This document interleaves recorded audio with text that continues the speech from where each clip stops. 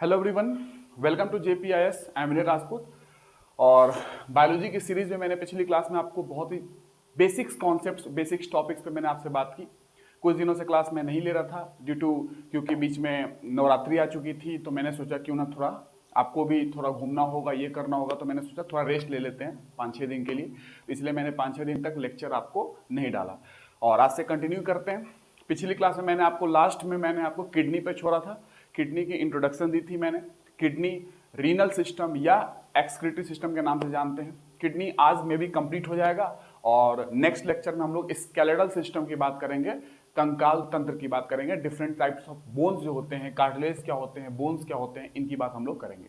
तो आज किडनी पे नेक्स्ट लेक्चर जो कि आज में भी कंप्लीट हो जाएगा। किडनी की जितनी भी जानकारी आपको कॉम्पिटिटिव एग्जाम में चाहिए उतनी मैं बात कर रहा हूं, चाहे यूपीएससी पॉइंट ऑफ व्यू से बात करें, क्योंकि आमतौर पे यूपीएससी में तो बायोलॉजी में क्वेश्चन डेप्थ में नहीं जाते हैं, बट इन चीजों की जानकारी आपको इन्वायरमेंट इकोलॉजी जैसे सब्जेक्ट्स और ज्योग्राफी जैसे सब्जेक्ट्स को स्ट्रॉन्ग करती है। दैट्स वाई बायोलॉजी को पढ़ना एक जरूरी है, क्योंकि it is basics for geography, that is bio geography and environment and ecology. तो आप जानते हैं इन्वायरमेंट इकोलॉजी से क्वेश्चन बहुत आते हैं, और जैसे ही मैं आपको इन्वायरमेंट इकोलॉजी पढ़ाऊंगा तो आप देखेंगे कि कितनी कॉन्सेप्ट्स बायोलॉजी से लिंक कर रहे हैं वहां पे जाके।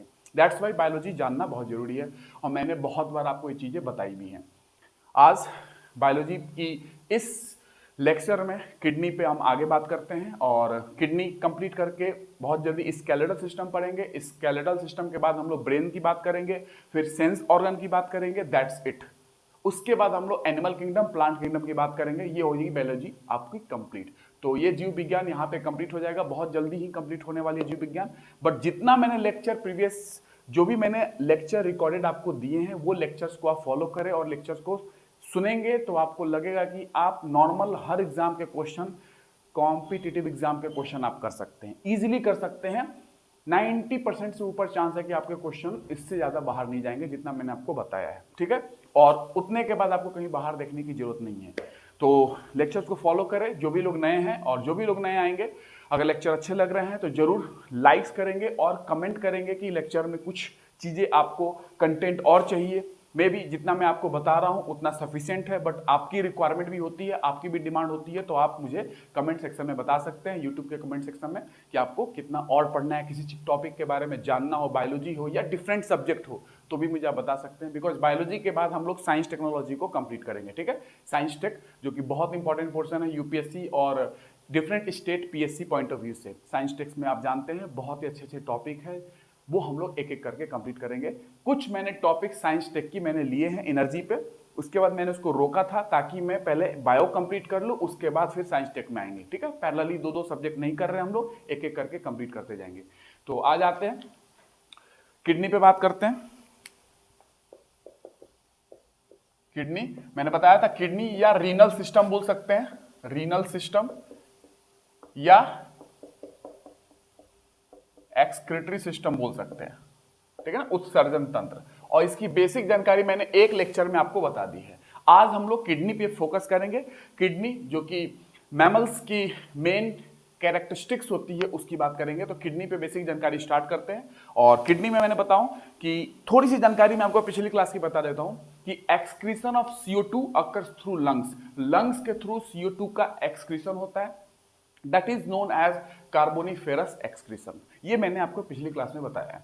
उसके बाद excretion of nitrogenous waste occur through kidney, ये आज हम लोग पढ़ेंगे। तो नाइट्रोजन के जो वेस्ट होते हैं उनका एक्सक्रीशन, उनकी बॉडी से उत्सर्जन जो है, उनको हम किडनी के अंदर पढ़ते हैं, ठीक है। नाइट्रोजन का वेस्ट मैंने बताया था, यूरिया, अमोनिया, यूरिक एसिड, ये सब नाइट्रोजन के वेस्ट है, और इनका ही एक्सक्रीशन हम लोग किडनी में स्टडी करते हैं। तो excretion of nitrogenous waste occurs through kidney, ये किडनी के थ्रू होता है, ठीक है। तो स्टार्ट करते हैं किडनी। बाकी मैंने जानकारी आपको पिछली क्लास में दे दिया है। किडनी में बात करते हैं स्टार्ट। तो किडनी की बात करें, 1 pair kidney found in human beings. पहला बात, और मैं आपको डायग्राम भी बताऊंगा। 1 pair kidney, 1 pair kidney found in human beings.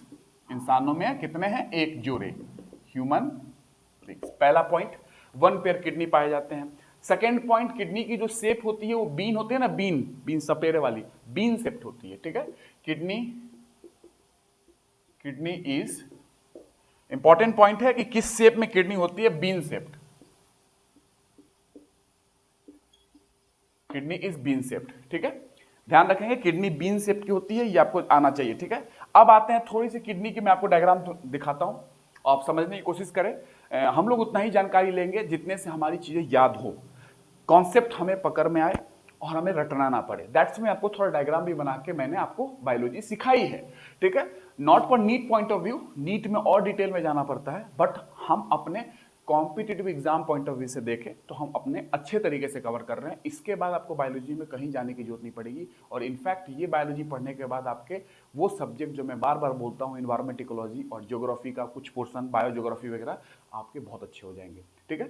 तो जो कि मैं पढ़ाऊंगा तो आप देखेंगे, और प्रीवियस ईयर क्वेश्चन मैं बायोलॉजी का आपको कराऊंगा, आप देखना, आपको जो मैंने कॉन्सेप्ट पढ़ाया है ना, इसी से सारे क्वेश्चन सॉल्व होंगे, आप देख लेना, ठीक है।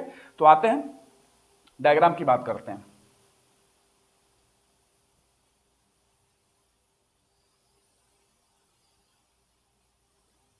मे भी आप दिख नहीं रहा होगा, तो मैं आपको ऊपर बना के दिखा देता हूं, ठीक है। ये पॉइंट नोट कर लिया आपने, ऊपर बना के दिखाता हूं, तो थोड़ी सी डायग्राम में बड़ा बनाऊंगा ताकि आपको दिखे अच्छे तरीके से चीजें।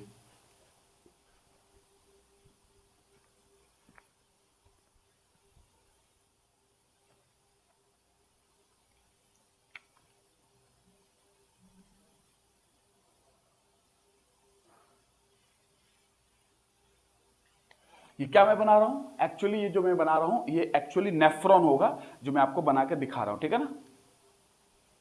अभी नेफ्रॉन की भी बात करूं मैं आपसे।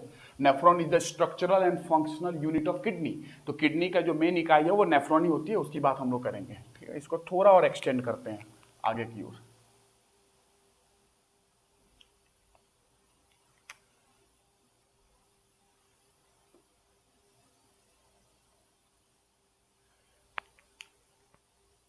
ठीक है, या एक ही रहने दे,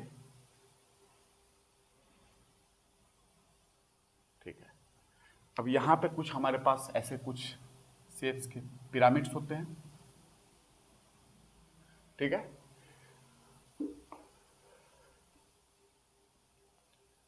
उसके बाद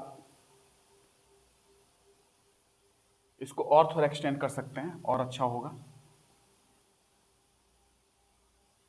ठीक है। अब यहां से एक चीज नीचे आई, यहां से हमारी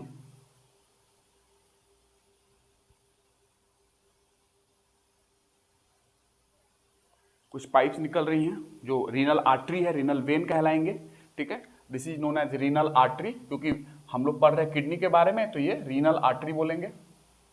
ये होगा रीनल वेन, उसके बाद ये होगा पेल्विस, ये होगा पेल्विस, पेल्विस रीजन है। ये यूरिटर है, अब सब बताऊंगा यूरिटर क्या काम करता है, यूरिटर, ठीक है। और इसकी बात करूं मैं तो this is known age pyramid, ये पिरामिड है। कितनी संख्या में पाए जाते हैं ये भी बताऊंगा, पिरामिड्स कितनी संख्या में पाए जाते हैं, ठीक है, नोन एज पिरामिड्स। उसके बाद ऊपर का जो पोर्शन है रीनल कैप्सूल है, ये वाला पोर्शन रीनल कैप्सूल, बाहरी जो कवरिंग है, कैप्सूल जानते हैं, रीनल कैप्सूल बोलते हैं उसको। Renal cortex, this is known as renal cortex.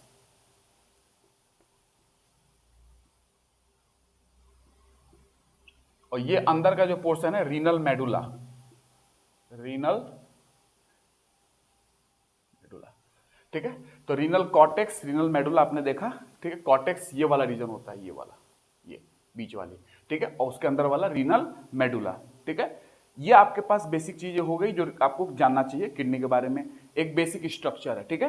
अब जो हर एक किडनी आप देखोगे, हर एक किडनी जो आप देखोगे, हर एक kidney is covered by outer thick and fibrous layer होती है, एक प्रकार के आउटर थिक फाइब्रस कैप्सूल होती है, जिसको रीनल कैप्सूल बोलते हैं। आउटर है, थिक है, और एक प्रकार का कैप्सूल है, नोन एज रीनल कैप्सूल, ठीक है। और इसको फिर बाहर से कवर करती हुई एडिपोस कैप्सूल भी होती है, तो इसके बाहर भी एक कैप्सूल होती है, आउटर तो है ही बट इसके बाहर भी एक कैप्सूल होती है, इसके बाहर एडिपोस कैप्सूल, एडिपोस है ना, इसके बाहर भी होती है, क्या बोलते हैं, एडिपोस कैप्सूल, एडिपोस कैप्सूल, ठीक है।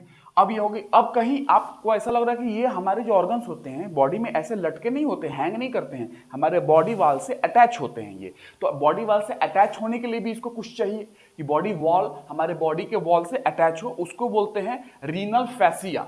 यानी कि इसके बाहर भी एक लेयर होती है, इसके बाहर भी एक लेयर होती है जिससे हमारा ये चीज बॉडी के वॉल से अटैच रहेगा, ताकि ऐसे ऐसे हिले ना, पता चला तुम दौड़ रहे हो किडनी ऐसे ऐसे हिल रही है, ऐसा नहीं होना चाहिए। तो ये बाहर का जो लेयर है रीनल फैसिया,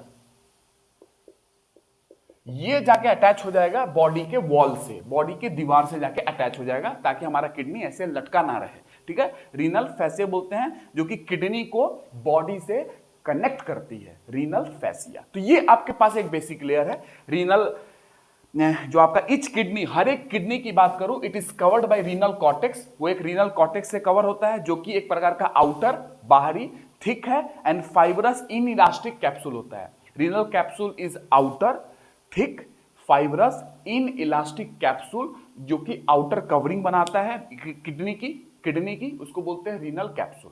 उसके बाहर फिर एक लेयर होती है, कैप्सूल होती है, एडिपोज टिश्यू जानते होंगे आप, तो एडिपोज कैप्सूल। और इसके बाहर एक रीनल फैसिया होती है जो किडनी को शरीर के वॉल से अटैच करके रखता है, ताकि किडनी ऐसे से झूलता ना रहे बॉडी के अंदर में। कोई ऑर्गन हमारा झूलता नहीं है, सब हमारे बॉडी वॉल से अटैच होकर रहते हैं। तो हमारा किडनी भी अटैच होकर रहता है। ठीक है, तो ये आपके पास बेसिक चीजें हैं।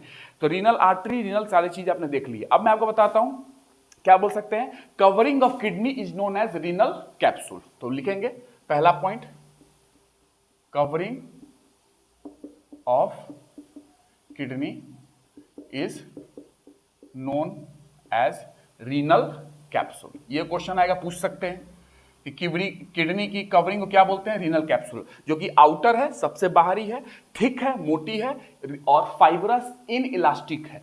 ये आपको बेसिक चीजें इसके बारे में जानना है, रीनल कैप्सूल के बारे में। ठीक है, kidney divided into 2 region. Kidney को आप 2 भाग में डिवाइड कर सकते हैं, 2 रीजन में। एक हो जाएगा आउटर रीनल कॉर्टेक्स, और इनर रीनल मेडुला। तो किडनी को 2 रीजन में डिवाइड कर सकते हैं, एक होगा आउटर रीनल कॉर्टेक्स एंड दूसरा होगा inner renal medulla. Inner part and outer part, renal cortex, renal medulla. ठीक है, तो हमारे किडनी को 2 भाग, इसको नोट कर लिया आपने। मैं बताता हूं आपको, किडनी डिवाइडेड इनटू 2 रीजन। आप बोल सकते हैं, दूसरा पॉइंट में लिखेंगे किडनी जो है डिवाइडेड इनटू 2 रीजन, 2 रीजन में। पहला रीजन होगा आउटर रीनल कॉर्टेक्स, लिख रहा होगा, और अंदर का रीजन होगा इनर मतलब अंदर की ओर, इनर रीनल मेडुला। ये आपका 2 रीजन में। मैं उतना ही बता रहा हूं जिससे आपके कॉन्सेप्ट अच्छे हो जाए, ना डेप्थ में जाएंगे, लेकिन उतना रहेंगे कि आपको याद करने में कोई दिक्कत ना हो। कॉन्सेप्ट अच्छी है तो याद करने में कोई दिक्कत नहीं है, अदरवाइज लोग इसको रटते हैं, किडनी में बाहरी ले रहे बोलते हैं, वो बोलते हैं। आप देख लीजिए, आपको सब कुछ समझ में आएगा। ठीक है, तो outer renal cortex and inner renal medulla. और पिरामिड की बात करते हैं तो ह्यूमन किडनी के अंदर, ह्यूमन किडनी, हम अपनी किडनी की बात कर रहे हैं, 10 से 12 pyramids found in human kidney. 10 से 12 pyramids found in human kidney, ध्यान रखेंगे। तीसरा point, 10 to 12 pyramids found in human kidney। हमारे किडनी में इतने पिरामिड पाए जाते हैं, इसको भी ध्यान रखेंगे, क्वेश्चन आ सकता है कितने पिरामिड्स पाए जाते हैं। ठीक है, उसके बाद अब बात करते हैं नेफ्रॉन की, जिसको यूरिनी फेरस टिब्यूल भी बोलते हैं, यूरिनरी फेरस टिब्यूल या यूरिनी फेरस टिब्यूल के नाम से भी जानते हैं नेफ्रॉन को, जो कि basic structural and functional unit of kidney होती है। बेसिक क्रियात्मक एवं संरचनात्मक इकाई जो किडनी की है वो है नेफ्रॉन या यूरिनी फेरस टिब्यूल। ठीक है, तो इसकी बात करते हैं, नेफ्रॉन की बात करते हैं। ठीक है, आइए इसको नोट कर लिया आपने, आई थिंक आपने नोट कर लिया होगा। तो मैं आगे चलता हूं, रीनल आर्टरी की भी बात करेंगे, रीनल सबकी बात करेंगे, अभी टेंशन नहीं लेना है। आपको मैंने आर्टरी वेन सिखा दिया है पिछले लेक्चर में, ब्लड जब मैंने आपको पढ़ाया तो आर्टरीज क्या होती है, वेन्स क्या होते हैं, वेन्यूल क्या होते हैं, कैपिलरी क्या होते हैं, मैंने सब कुछ बता दिया। तो आपको चीजें समझना इजी है, आपके लिए कोई डिफिकल्ट कार्य नहीं है कि आप इसको ना समझ पाए। ठीक है, इसके लिए आपको कोई दिक्कत नहीं होगी। ठीक है, तो ये आगे चलते हैं।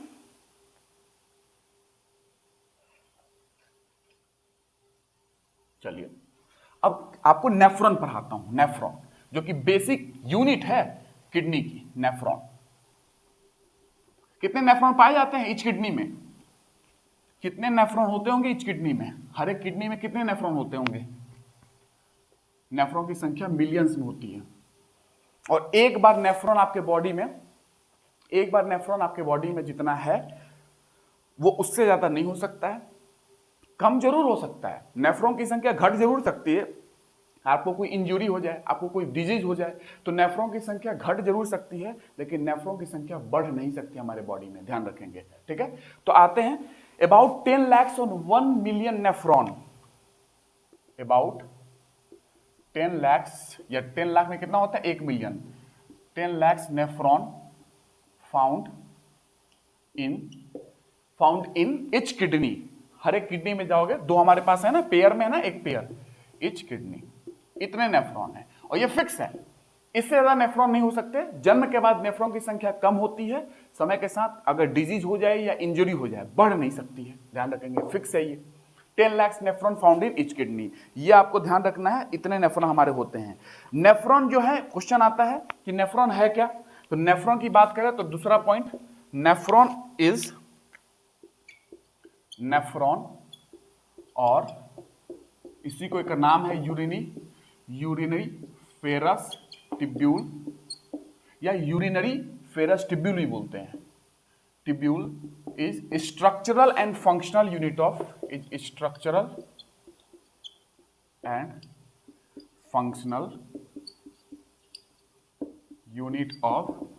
किडनी। जैसे कि कोशिका हमारी जीवन की स्ट्रक्चरल एंड फंक्शनल इकाई होती है, उसी तरीके से हमारे किडनी की जो इकाई है जिससे किडनी बनता है, मेन यूनिट क्या है किडनी की, जो मेन कार्य करता है बॉडी के अंदर, किडनी का जो मेन काम है वो है नेफ्रॉन करता है। तो नेफ्रॉन को इसलिए बोल सकते हैं स्ट्रक्चरल एंड फंक्शनल यूनिट। अभी देखेंगे नेफ्रॉन क्या क्या करता है। ठीक है, मेन इकाई यही है, मेन यूनिट यही है हमारा। ठीक है, आगे आते हैं।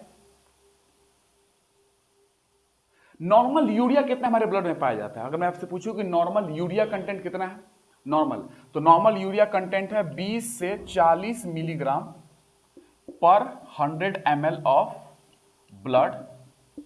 20 से 40 मिलीग्राम पर 100 ml of blood normal urea found in blood. 20 से 40 ml पर 100 ml normal urea found in blood, इतने ब्लड में आपको यूरिया पाया जाता है नॉर्मल लेवल पे। ठीक है, ये ध्यान रखेंगे, 20 से 40 मिलीग्राम, ये आपको ध्यान रखना। अब आगे चलते हैं, नोट कर लीजिए इसको। अब मैं कुछ और डायग्राम बनाता हूं, आपको नेफ्रॉन समझाता हूं, क्योंकि नेफ्रॉन को समझना जरूरी है। मेन तो वही है, किडनी की मेन स्ट्रक्चरल यूनिट तो वही है। तो पहले तो मैं आपको बता दूं, हल्का सा एक ओवरऑल डायग्राम समझाता हूं, उसके बाद फिर हम लोग आगे देखेंगे।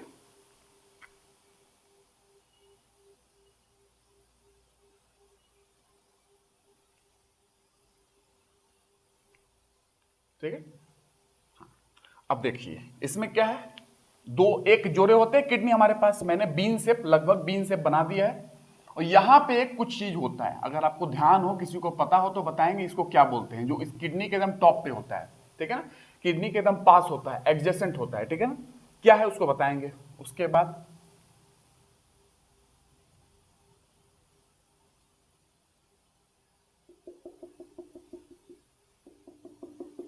This is one pair kidney bean shape, मैंने कुछ बनाया आपको। ठीक है, एक डायग्राम मैंने आपको सिखा दिया है, बना दिया है, आगे भी देख रहे हैं।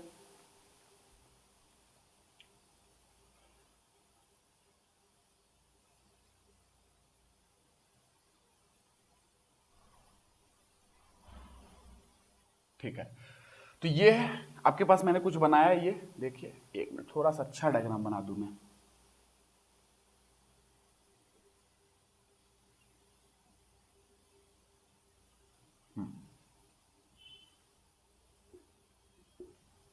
ये कुछ बना, यहां से कुछ फिल्टर हुआ, यहां से क्या हो रहा है, इसको बोलते हैं यूरेटर। अभी मैंने बताया था यूरेटर, याद है, यही है वो यूरेटर। टोटल जो यूरिन है फिल्टर होकर इस यूरेटर के थ्रू जा रही है। कंडक्शन, यूरिन का जो मेन क्या कहते हैं, कंडक्शन कराता है यूरिन का। यहां से यूरिन जो फिल्टर होकर बना वो इसके थ्रू कंडक्ट हो रही है, इसका कंडक्शन करा रहा है, यूरेटर उसको कंडक्ट कराता है। आगे आता है, यूरेटर कंडक्ट कराया, उसके बाद भी बात करते हैं। नीचे ये यूरिनरी ब्लैडर है, ये जिसमें आपका यूरिन इकट्ठा होगा, यूरिनरी ब्लैडर है ये। ठीक है ना। और ये यूरिथ्रा है, नीचे क्या है, यूरिथ्रा।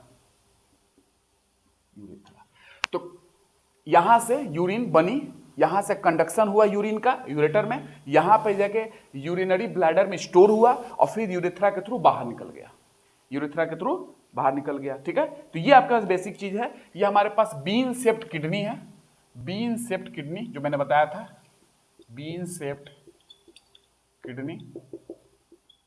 ठीक है, अलग अलग डायग्राम से मैं समझा रहा हूं। ये जो मैंने ऊपर बताया है ये बहुत इंपॉर्टेंट पॉइंट है, ये ध्यान रखना है। ये एड्रीनल ग्लैंड है, एड्रीनल ग्लैंड एक ग्रंथि है ये जो किडनी के टॉप पे पाई जाती है। Adrenal, adjacent to renal, adjacent to renal, renal के पास है ये, यानी किडनी के पास है, इसलिए इसका नाम पड़ा एड्रीनल ग्लैंड। बहुत इंपॉर्टेंट ग्लैंड है, किडनी के टॉप पे पाई जाती है। एड्रीनल नामी है, एडजेसेंट टू रीनल। ठीक है, इसकी किडनी के टॉप पे पाई जाती है, इसको ध्यान रखेंगे। ठीक है, समझ में आया, बीन शेप किडनी। ठीक है, नेफ्रॉन कहां होगा, नेफ्रॉन इसके अंदर होगा, है ना। दिखाता हूं मैं आपको नेफ्रॉन, जिसको हमें पढ़ना भी है, स्ट्रक्चरल एंड फंक्शनल यूनिट जो है किडनी की, इसके अंदर नेफ्रॉन होंगे। मैं दिखाता हूं आपको, उसी नेफ्रॉन को हमें पढ़ना है। इतना पढ़ना है जैसे हमारा एग्जाम का क्वेश्चन सॉल्व हो जाए और हमें समझ में भी आ जाए, हमें रटना ना पड़े। तो नेफ्रॉन अंदर होंगे जो मैं आपको दिखाऊंगा, नेफ्रॉन अंदर होंगे कोई। ठीक है,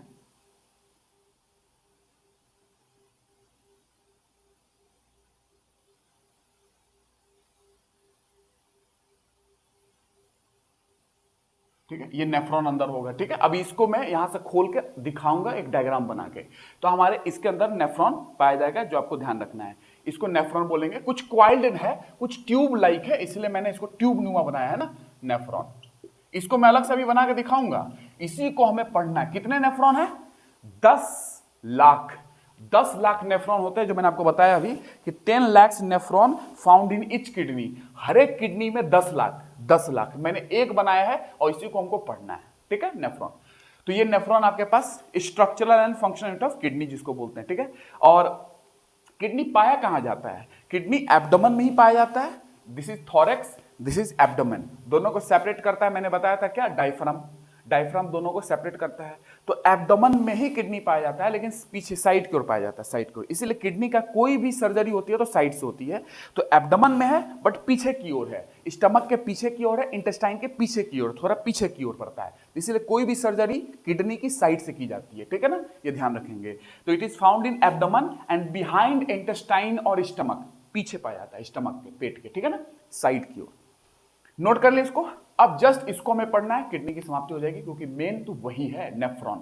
ठीक है, जहां पे यूरिन बन रहा है वो यूरिन इसके थ्रू कंडक्ट हो रहा है, यूरेटर के थ्रू, यहां जाके स्टोर होता है, फिर यूरेथ्रा के थ्रू बाहर निकल जाती है यूरिन। ठीक है, उसी को पढ़ना है।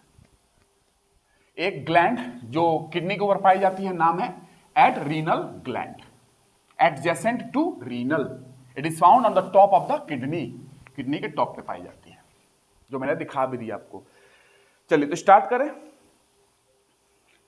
नेफ्रॉन की पढ़ाई करते हैं। नेफ्रॉन या यूरिनीफेरस ट्यूब्यूल, ठीक है, इसकी बात करते हैं। तो जो मैंने आपको दिखाया था ट्यूब लाइक, उसको मैं ड्रॉ करके दिखाता हूं एक्चुअली होता क्या है, कैसा है, देखेंगे ध्यान से।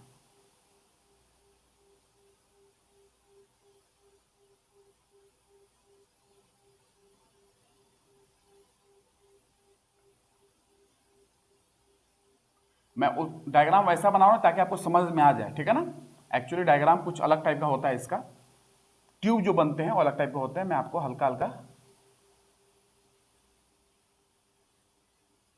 वैसा दिखा रहा हूं ताकि आपको समझ में आ जाए। ठीक है ना,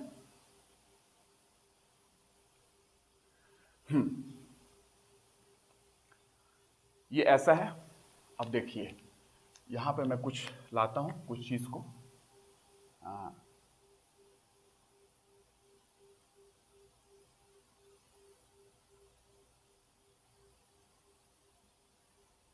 ये बाहर निकला।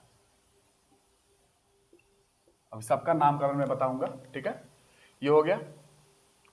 ये एक बेसिक मैंने स्ट्रक्चर बनाई है नेफ्रॉन की, वही ट्यूब जो बनाया था ना नेफ्रॉन की, उसी की मैंने स्ट्रक्चर बनाई है। ठीक है, किसका क्या नाम है अभी समझते हैं।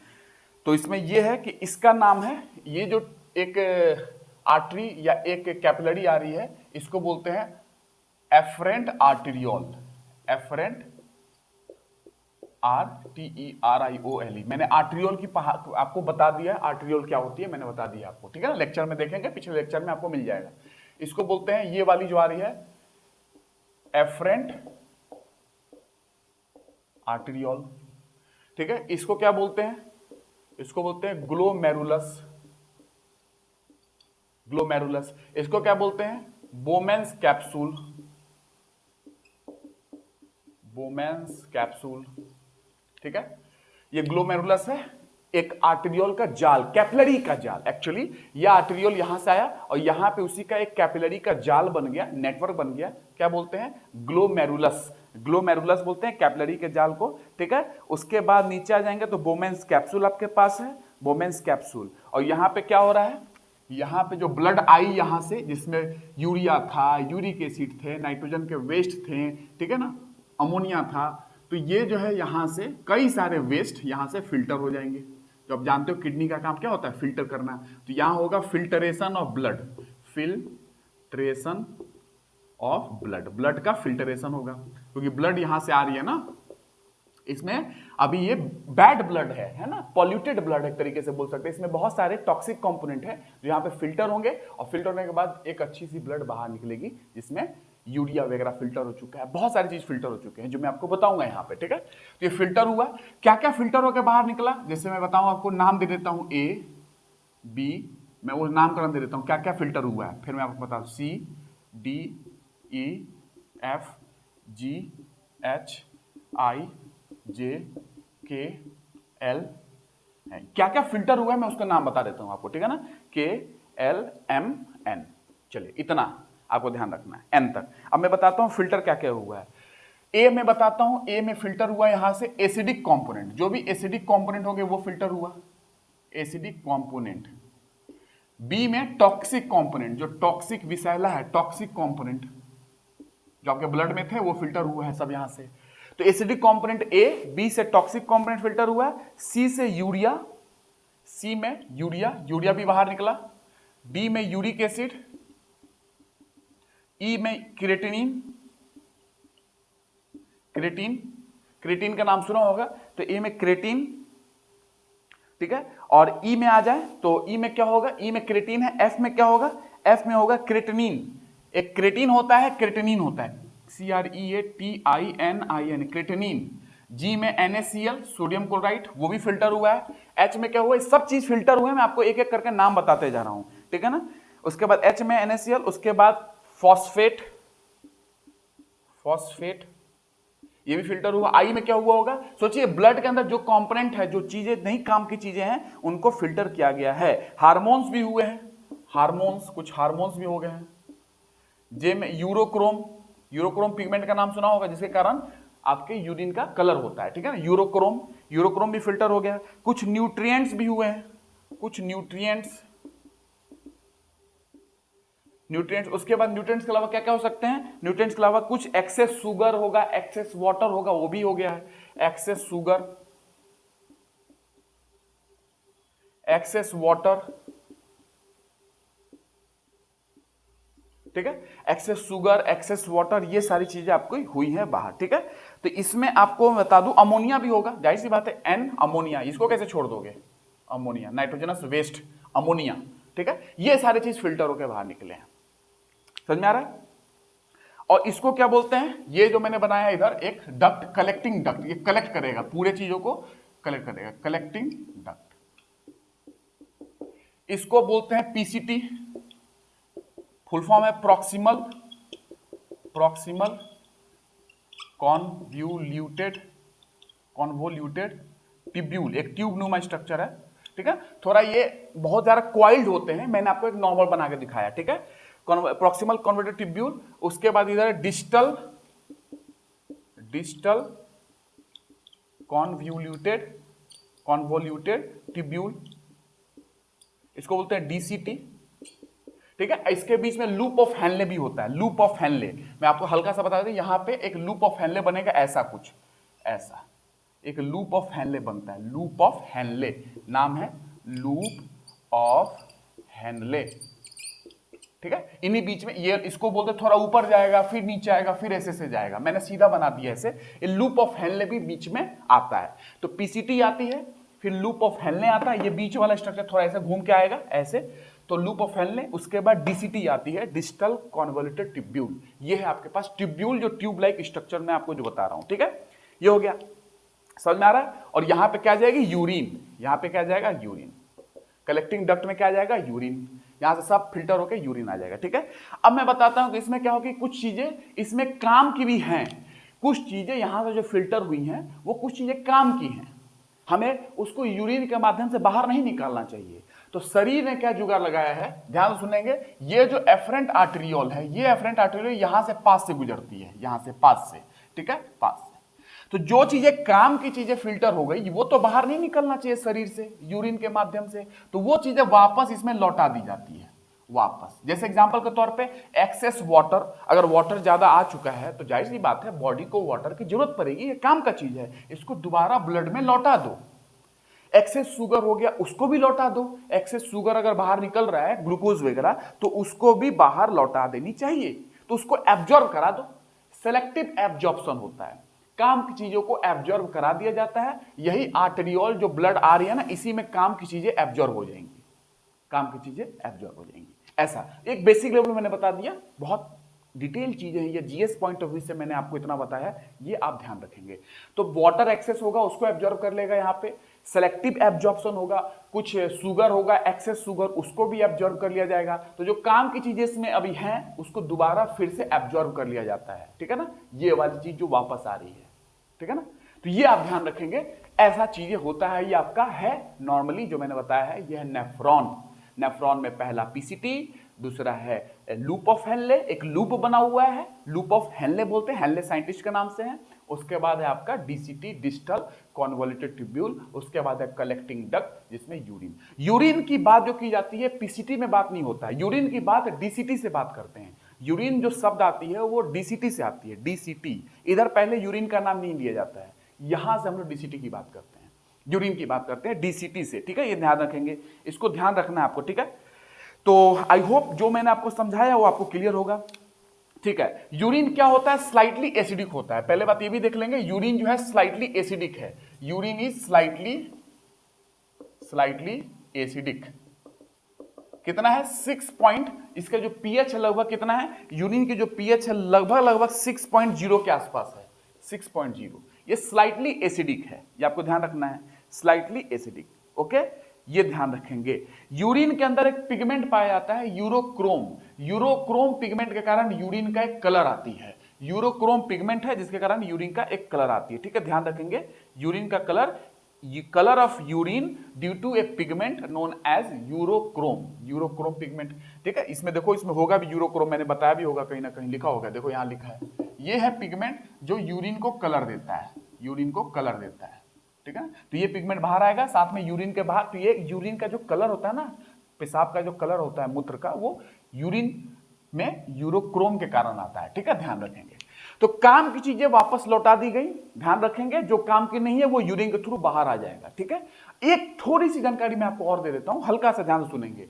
काम की चीजें तो वापस चली गई, लेकिन अभी भी ब्लड में जो फिल्टर हुआ है कुछ चीजें और ऐसी इसमें जा रही हैं जो अभी भी वो सही नहीं है, वो बॉडी के लिए जरूरत का नहीं है, वो काम का चीज नहीं है। तो क्या होगा, फिल्टर होने के बावजूद भी कुछ चीजें इसमें ऐसी हैं ब्लड के अंदर जो बॉडी के लिए जरूरत नहीं है, वो काम की चीजें नहीं है। तो जो बिना काम का चीज है वापस फिर इसमें लौटा दो, तो वो ऊपर वहां से इधर भी चीजें लौटाई जाती हैं।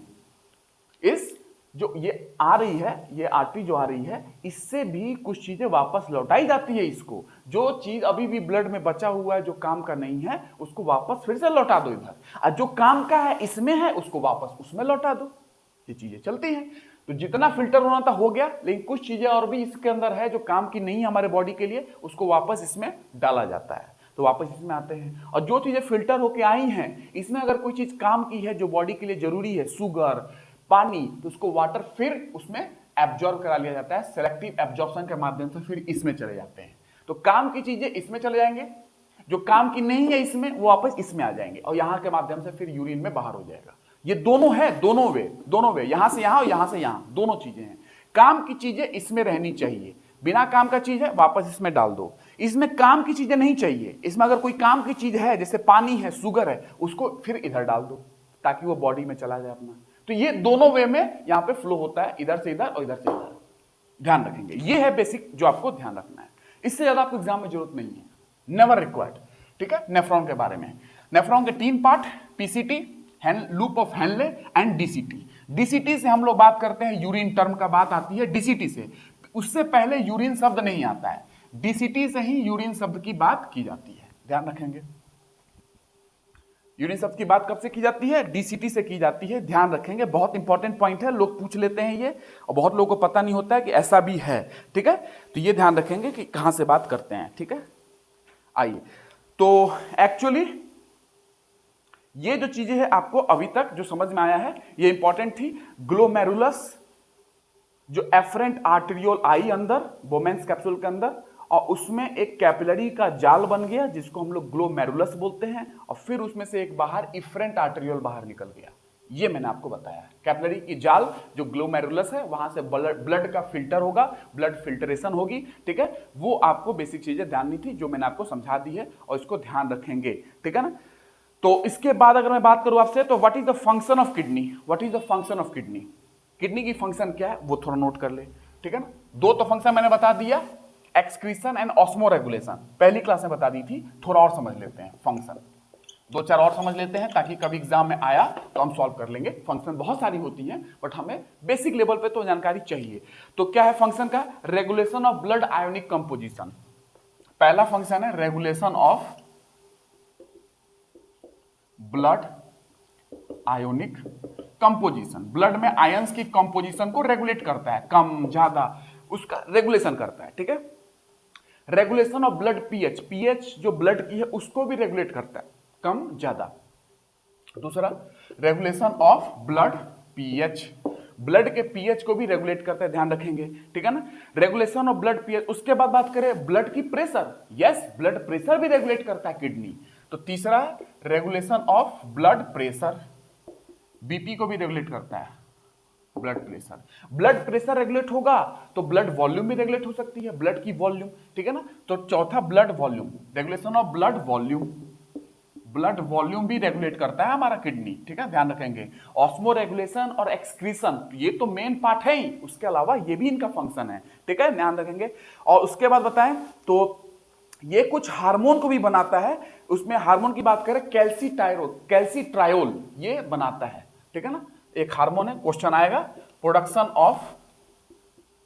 ऑफ कैल्सीट्रायोल, विटामिन डी की बात कर रहा हूं, तो प्रोडक्शन ऑफ कैल्सीट्रायोल और इराइथ्रोपोइटीन ये भी बनाता है, इराइथ्रो ध्यान रखेंगे, क्वेश्चन आ सकता है। इराइथ्रोपोइटीन, जो भी लोग देख रहे हैं इसको नोट करेंगे, इराइथ्रोपोइटीन भी यहां पे बनती है, POIETIN। ठीक है ना, ये आप ध्यान रखेंगे। इराइथ्रोपोइटीन बहुत इंपॉर्टेंट है, ये आरबीसी के फॉर्मेशन में इसका कुछ रोल है। ठीक है ना, तो ये हमारा किडनी बना रहा है, प्रोडक्शन ऑफ कैल्सीट्रायोल एंड इराइथ्रोपोइटीन। ठीक है, ध्यान रखेंगे। ब्लड के ग्लूकोज लेवल को भी रेगुलेट करता है हमारा किडनी, तो ब्लड के ग्लूकोज लेवल को, glucose, regulation of blood glucose level, इसको भी रेगुलेट करता है। ग्लूकोज लेवल ज्यादा हो गया, कम हो गया, उसको भी रेगुलेट करता है, कितना होना चाहिए। ठीक है, ये ध्यान रखेंगे। और जाहिर सी बात है वेस्ट का एक्सक्रीशन तो करता ही है, नाइट्रोजनस वेस्ट, स्पेशली मैंने बताया था कि एक्सक्रीशन ऑफ नाइट्रोजनस वेस्ट, ये तो आपको ध्यान रखना ही है, ये तो इसका मेन फंक्शन है। तो excretion of nitrogenous waste and foreign substance, कुछ ऐसे सब्सटेंस है जो टॉक्सिक सब्सटेंस है, उसका भी एक्सक्रीशन करता है, शरीर से बाहर निकालता है। और ऑस्मो रेगुलेशन भी मैंने बताया था, ये सारी चीजें। ऑस्मो रेगुलेशन मतलब कि वही आयनिक कंपोजिशन को मेंटेन करना, पानी को मेंटेन करना, वाटर लेवल को मेंटेन करना, ये भी इसका फंक्शन है जो मैंने पहली क्लास में आपको बता दिया था। ठीक है, ये नोट करेंगे इनके बारे में, फंक्शन के बारे में। इससे ज्यादा आपको जरूरत नहीं है फंक्शन को जानना। फंक्शन और भी होते हैं, डेफिनेटली और भी होते हैं, लेकिन हमें नहीं चाहिए। ठीक है ना, और नेफ्रॉन की संख्या बर्थ के बाद, जन्म के बाद कभी इंक्रीज नहीं होती है, ध्यान रखेंगे। नेफ्रॉन की संख्या जन्म के बाद नहीं बढ़ती है, बजाय घट सकती है। कैसे? अगर आपका इन्फेक्शन हो जाए, कोई डिजीज हो जाए, कोई इंजुरी हो जाए, तो नेफ्रॉन की संख्या घट जरूर सकती है, बढ़ नहीं सकती, जन्म के बाद बढ़ेगी नहीं कभी। ठीक है, हाँ, अब आते हैं थोड़ा सा मैं आपको पीसीटी डीसीटी के बारे में हल्की सी जानकारी देता हूं जिसपे क्वेश्चन पूछे जा सकते हैं। देखिए क्या है, लेंथ ऑफ ह्यूमन नेफ्रॉन, हमारे नेफ्रॉन का लेंथ क्या है, जो आपने सीखा अभी इसके पहले जो बताया था मैंने, उसकी लेंथ क्या है, लेंथ ऑफ नेफ्रॉन। किसका नेफ्रॉन, हम अपना बात कर रहे हैं, ह्यूमन की बात कर रहा हूं, है ना, मनुष्य की नेफ्रॉन की बात करते हैं, ठीक है। तो उसमें बात करें 45 से 65 मिलीमीटर, 45 से 65 मिलीमीटर के आसपास में हमारी लेंथ होती है। कितना, 45 से 65। मैंने जितना लंबा ड्रॉ किया वो तो समझाने के लिए ड्रॉ किया, एक्चुअल लंबाई कितनी है, 45 से 65 मिलीमीटर के आसपास में एक्चुअल लंबाई हमारे नेफ्रॉन की है, ठीक है। उसमें से पीसीटी की बात करूं, पीसीटी याद है, पीसीटी याद है, लूप ऑफ हेनले, और याद है डीसीटी, इनकी लंबाई कितनी है, क्योंकि यही हमारे नेफ्रॉन के पार्ट्स हैं। पहला पार्ट क्या है, पीसीटी, ये 15 मिलीमीटर का है, 15 मिलीमीटर, ये 15 मिलीमीटर से 25 मिलीमीटर है। लूप ऑफ हेनले 15 मिलीमीटर से कितना है, 25 मिलीमीटर। और डीसीटी की बात करें, डीसीटी 5 मिलीमीटर है, 5, डीसीटी कितना मिलीमीटर है, 5 मिलीमीटर। और कलेक्टिंग डक्ट भी था, सीटी, कलेक्टिंग डक्ट ऐसे मैंने ड्रॉ किया था, जिसमें यूरिन कलेक्ट हो रहा है, सीटी, कलेक्टिंग डक्ट सीटी, वो है 15 मिलीमीटर के आसपास। तो ये आपके पास टोटल पोर्शन है, कलेक्टिंग डक्ट 15 मिलीमीटर। अब बताइए सबसे बड़ा पोर्शन कौन सा होगा, जाहिर सी बात आप देख रहे हैं, सबसे बड़ा पोर्शन है loop of Henle, longest segment है, यही बताना था मुझे, लॉन्गेस्ट पार्ट नेफ्रॉन का, लूप ऑफ हेनले। सबसे शॉर्टेस्ट कौन सा है, ये वाला शॉर्टेस्ट पार्ट या शॉर्टेस्ट सेगमेंट नेफ्रॉन का, ठीक है। इस पे क्वेश्चन बन सकता है, ध्यान रखेंगे, यही मुझे बताना था। तो ये आप ध्यान रखेंगे, इससे ज्यादा आपको जरूरत नहीं है, ठीक है ना, इससे ज्यादा आपको जरूरत नहीं है। नोट कर लिया आपने। तो नेफ्रॉन में क्या आपने सीखा, नेफ्रॉन में सीखा कि नेफ्रॉन में आपके पास बोमेंस कैप्सूल है, ग्लोमेरुलस है, फिर नीचे आएंगे पीसीटी, फिर लूप ऑफ हेनले, फिर डीसीटी, फिर कलेक्टिंग डक्ट सीटी जो मैंने लिखा है, और उसके बाद यही है आपका पूरा नेफ्रॉन की कहानी, ठीक है। ये आपको ध्यान रखना है, बस इससे ज्यादा आपको जरूरत नहीं है, इतना ही नोट करके रखेंगे, ठीक है। लॉन्गेस्ट कौन सा है, शॉर्टेस्ट कौन सा है, दिख रहा है इसमें।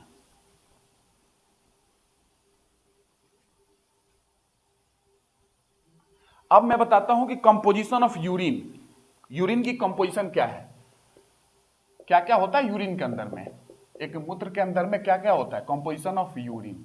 कितना यूरिन बनाते हैं हम लोग, यूरिन बनाते हैं लगभग 1 से 1.5 लीटर पर डे, 1 से 1.5 लीटर पर डे।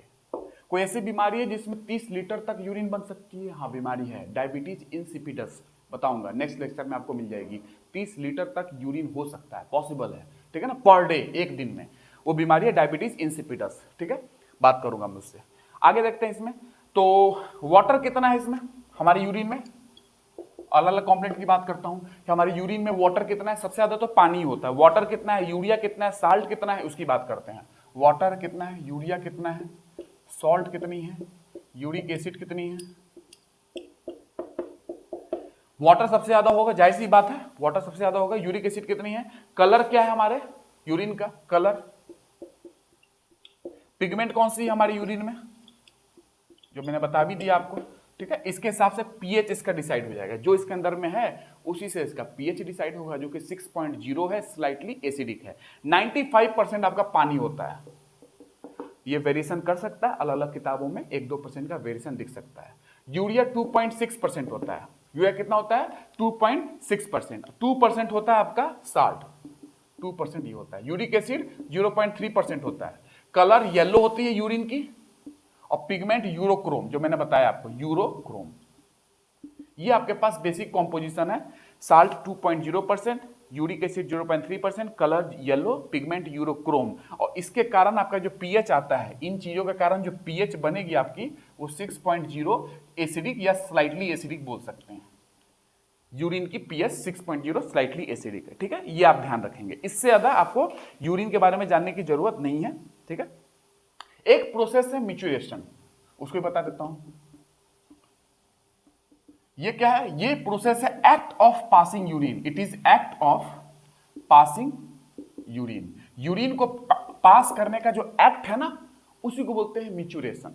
ठीक है ना। तो ये मिचुरेशन क्या है, act of passing urine, it is act of passing urine, ये ध्यान रखेंगे। इससे ज्यादा आपको मिचुरेशन में कुछ नहीं पूछेगा, इतना ही ध्यान रखना आपको, ठीक है।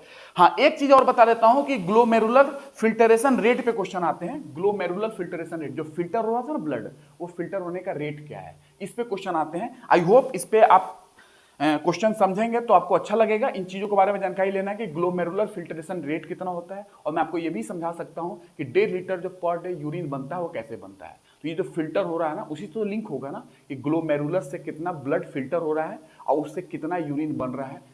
एक दिन में 1.5 लीटर है लगभग में, तो ये कैसे बना, इसका रेट क्या है, इसकी कैलकुलेशन क्या है, जानना चाहते हैं तो मैं बता देता हूं आपको। इससे आपको और कॉन्सेप्ट क्लियर हो जाएगा, ठीक है। नोट कर ले इसको।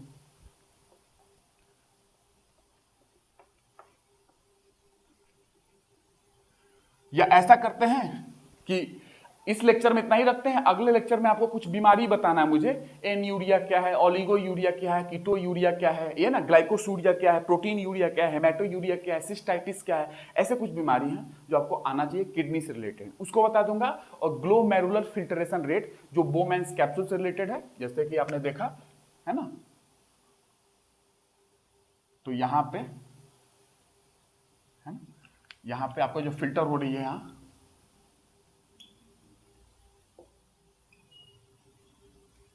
है ना, ये तो यहां से एफरेंट आर्टेरियोल, इफरेंट आर्टेरियोल, है ना, और यहां से जो फिल्टर हो रहा है तो ये ग्लोमेरुलस है। तो ये फिल्टरेशन का रेट क्या है, ग्लोमेरुलर फिल्टरेशन रेट क्या है, उसको पढ़ना हमें,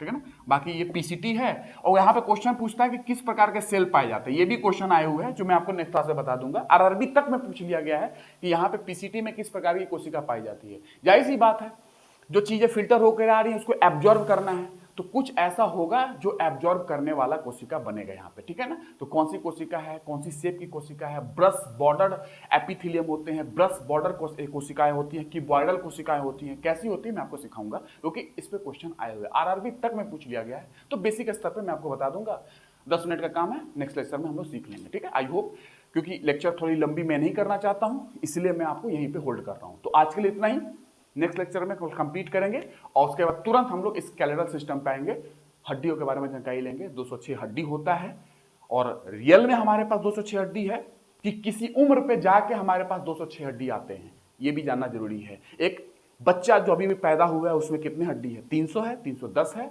वो हड्डी कैसे कम होता है, इसकी बात हम लोग कब करेंगे, ठीक है। तो मिलते हैं नेक्स्ट क्लास में, आज के लिए इतना ही। जो भी लोग हैं नए हैं, जिनको भी अच्छा लग रहा है, कमेंट करेंगे, जरूर करेंगे, अपनी फीलिंग्स को बताएंगे, अपनी फीलिंग्स शेयर करेंगे, क्योंकि जो भी लोग, जो नए लोग इस चैनल पे विजिट करेंगे, उनको पता चलना चाहिए कि हाँ यहाँ पे कुछ अच्छी पढ़ाई हो रही है, एक कंटेंट अच्छा दे रहा हूँ, अच्छी कंटेंट दे रहा हूँ, एग्जाम पॉइंट ऑफ व्यू से दे रहा हूँ, उनको इस चीज से पता चलता है जिस तरीके से आप कमेंट करते हैं। दैट्स वाई एक पॉजिटिव कमेंट करेंगे, जो आपको फीलिंग है आप उस फीलिंग्स को कमेंट में जरूर लिखेंगे, ताकि आने वाले बाकी लोग वो कमेंट को पढ़ के उनको एक अच्छा फीलिंग है और उस लेक्चर को फॉलो करें, ठीक है। तो मिलते हैं नेक्स्ट क्लास में। आई होप कोई भी डाउट हो पूछ सकते हैं, कुछ भी पूछ सकते हैं आप मुझसे, डोंट वरी, होल चीज की डिटेल में जानता हूं। अभी मैं इतना ही बता रहा हूं जितना जीएस पॉइंट ऑफ व्यू से आपके एग्जाम में जरूरत है, अदरवाइज इसको पीसीटी डीसीटी को ही समझाने में बहुत टाइम लगता है। जो मैंने बताया था ना, बहुत टाइम लगती है। नीट पॉइंट ऑफ व्यू से बात करें, एमबीबीएस में चले जाए तो बहुत डिटेल कॉन्सेप्ट है, बट इतना आपके लिए सफिशिएंट है। तो मिलते हैं नेक्स्ट क्लास में।